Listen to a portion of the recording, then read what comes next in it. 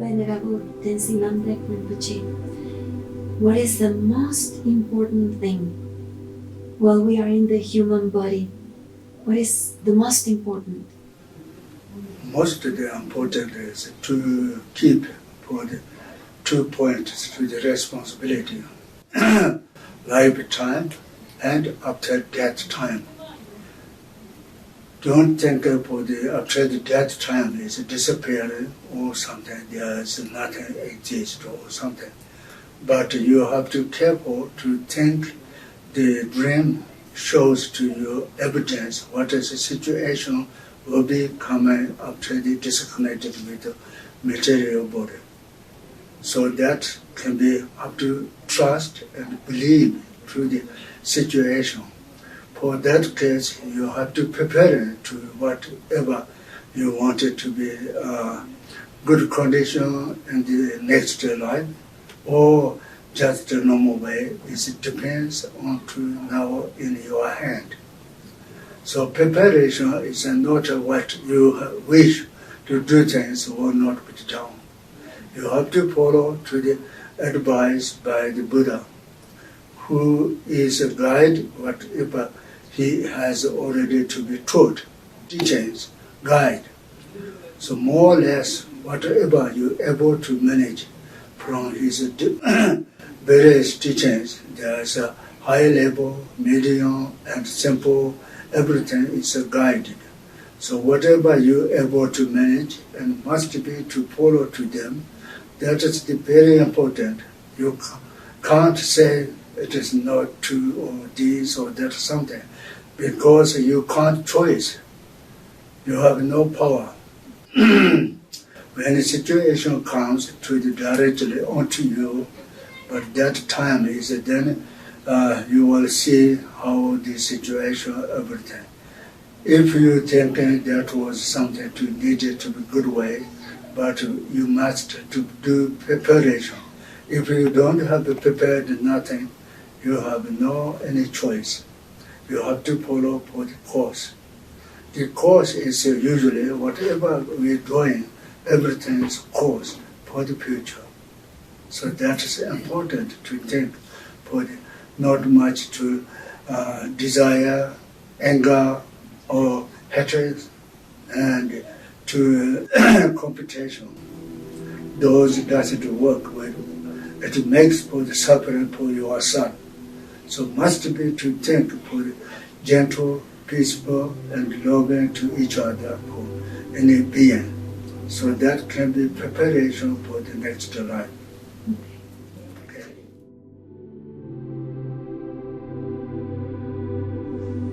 I think first important thing is to recognize this body, this human life as precious. This is not we obtain according to our spiritual practice, teachings point of view. This life is not, we obtain this life not by just by accident or by coincidence, but this is result of many lifetimes virtues, action, our good conduct.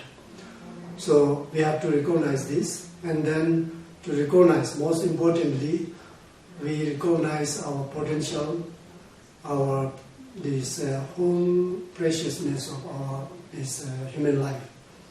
We can do so many things. If we could recognize, we can do many things. We can achieve so many things. So this human life has so many potentials. So then the most, according to the teachings, most important thing is to try to find a way to use whatever our way to use, not to waste our time. Okay, to find a way to not to waste.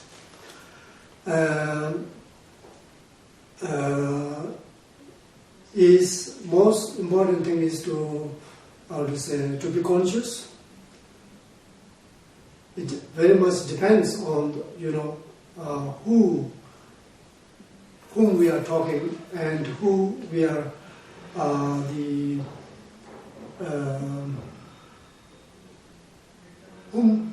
who you are, So some people have spiritual background, some people don't have spiritual background.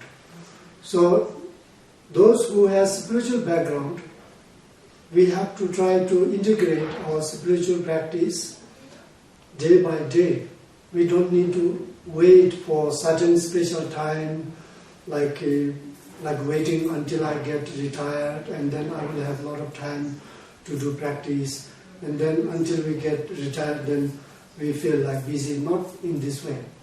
Whatever we know, we have to integrate with our day-by-day life.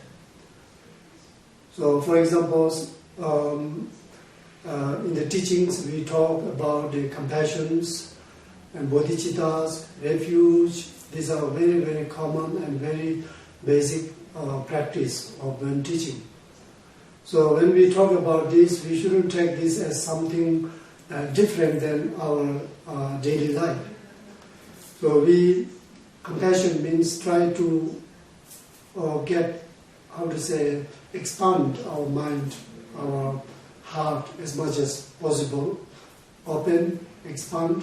In this way we can get naturally understanding about oneself, understanding about other people, surrounding everybody.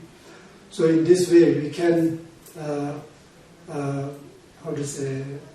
get a space and find a space from which we can find many different options to integrate our life with our spiritual practice. And then taking, for example, when we say refuge is real refuge is, as we always say, to take within, to find our potential, and then to find our self-confidence with our practice, not confidence with our ego and our kind of attachment. Sometimes when we say confidence, we have this kind of understanding. We have to be very egoistic, like confidence with ego grasping, not in this way. So confidence with our spiritual practice and confidence with our inner kind of being or true understanding of our real condition of ourselves. So in this way, then there is different levels of practice. So you can, if you have first this openness or flexibility in our life, and then we can find many ways to apply ourselves with our practice. In this way, we don't need, by applying our practice, doesn't necessarily to be completely abandon our day-to-day life activities, what we usually call as mundane activity. But this, instead, we bring our day-to-day life activity, which seems to be as mundane, as a part of our spiritual life. You can find this option. If we don't have this openness, if we don't have this, if we could not recognize this essence, real essence, then it is difficult. We find our day-to-day life and spiritual life is something paradoxical, kind of like two different things, which is not, if you find real meaning of the practice. So that is for the practitioners. So for those who are not practitioners, still we can find a very good way to, to lead our life in meaningful and happiness and more peaceful way. So this is also have to start by recognizing ourselves and recognizing our human life as precious and full of potential. So whether we call it as religious or non-religious or spiritual practice or not, everybody wish for happy and harmony and peace. This is universal kind of wish for all the beings wish for this. And all the people who are just running after this, to find this kind of peaceful and this happy life or prosperity, we can call different names, different terminologies we can use, but meaning is always same, to be better, to improve. So always we are expecting something. Then we always, in order to find this, we usually always look externally to finding, running, searching everywhere, different ways, in material levels, in many other intellectual levels, many different ways. For example, normally in Tibet, then we have this called 8 worldly concerns. All these 8 worldly concerns basically lies on the hope to find some happy and peaceful life. So that's why, in order to find this, then we approach through the 8 worldly concerns. So to hoping for the names and fames, positions, and then for the obtainment of certain kind of positions. We call nye, top, ta, de. Nye means being hoping for the fame, and fear for not to be fame. And tapa is like also name, being very famous and very well known. Tapa, hoping for this, and then same time we have this fear that if we would not get this quality.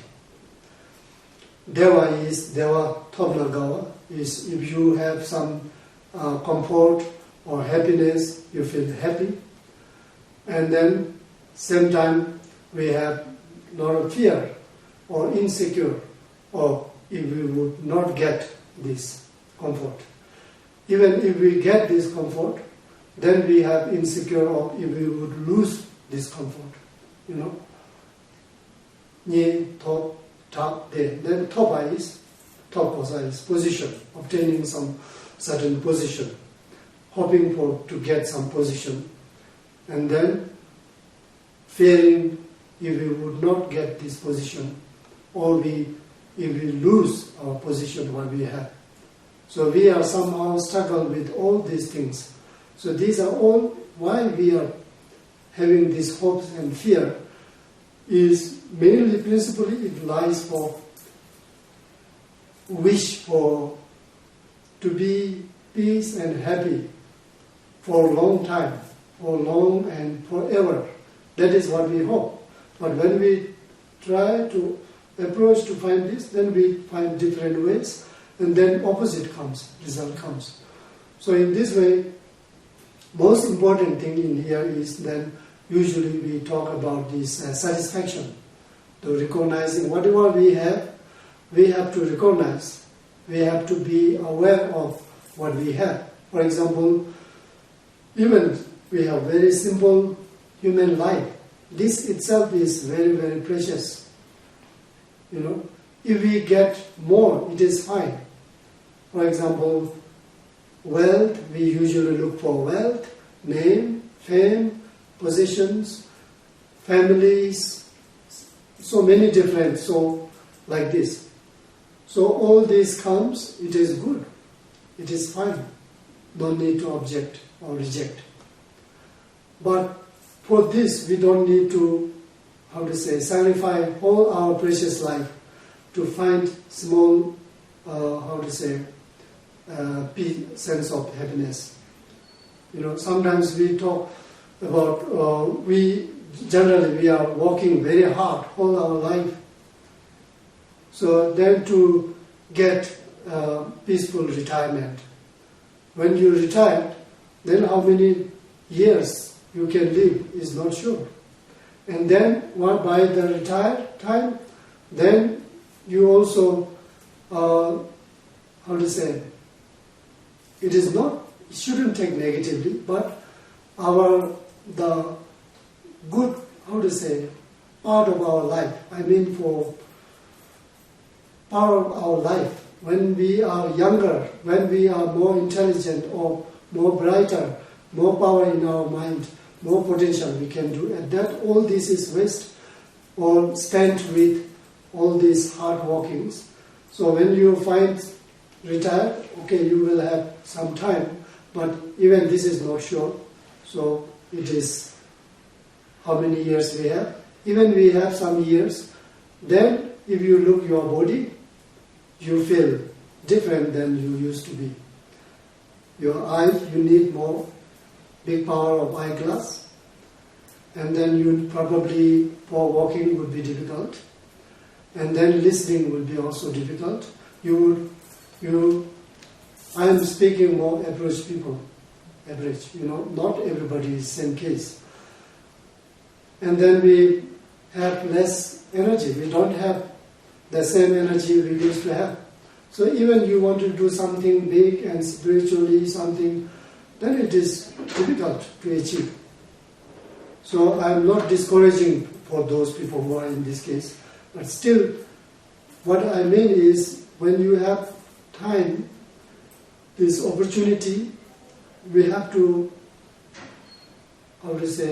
work day by day to recognize. So when you have having a good tea or good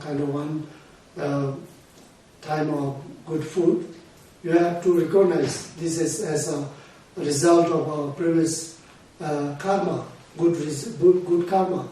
So if we think about many other part of the world, so there are so many beings suffering, without food, without health care. So compared to this, we are so lucky. We have to enjoy this. We have to recognize this. And then we shouldn't think this is only just result of my own hard work. Of course, this is your own hard work, something like this. But it is not only that. So this is result of many, lifetimes work. This is according to our spiritual point of view. So what I am trying to say is the most important thing in this life for all the general people is to recognize oneself and to be more aware, to be more flexible. Don't start with only one single idea, and then if this idea doesn't work, then you feel depressed and then you feel unhappy. This is not the way to live. So our life is full of potential. So if one doesn't work, one option doesn't work, there is always another option. So we have to find this option by being ourselves more aware, more relaxed, more flexible, more openness. Okay, so this is what I can say.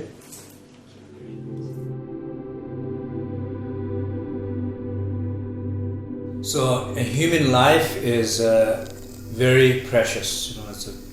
It's not that very easy to get again and again, even though it looks like we are so many and crowded here.